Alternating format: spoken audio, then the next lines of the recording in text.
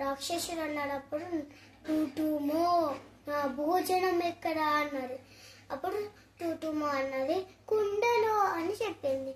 అప్పుడు సరే అయితే అని మూత తెరిచి చూడగానే కొంచెమే కనిపించింది. దాని తర్వాత టప్పా టప్పా టప్పా కొట్టి దాని తర్వాత డోర్ ఇచ్చేసి టూటుమోని మింగేశాడు. అప్పుడు టూటుమో అతని బొజ్జలోకి వెళ్ళిపోయి ఏడుచుకోవడం మొదలుపెట్టింది. మొదలు పెడితే అప్పుడే సడన్గా ఒక ఐడియా వచ్చింది టూటుమోకి. అప్పుడు జుట్టుకున్న పిన్ను తీసుకొని టపా టపా టపా అని కూర్చుంది. అప్పుడు రాక్షసుడు అన్నాడు నొప్పి తట్టుకోలేకపోతుండు. దాని తర్వాత అన్నాడు టూటుమో అలా చెయ్యకు అని అన్నాడు. అప్పుడు కొంచెం కూడా ఆగలేదు టూటుమో, కూర్చుతూనే ఉంది.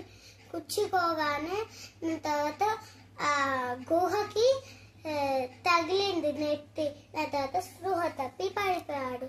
దాని తర్వాత టూటుమో మొత్తం చీల్చుకొని వచ్చేసింది. ఇప్పుడు లాస్ట్ స్టోరీ ఏంటంటే ఇప్పుడు టూటుమోకి అంత రాక్షసుడి కడుపులోకి వెళ్ళి చీల్చుకొని అంత వచ్చే ధైర్యం వచ్చింది కదా, అంతే. అందరం ధైర్యంతో ఉండాలి. Thank you all.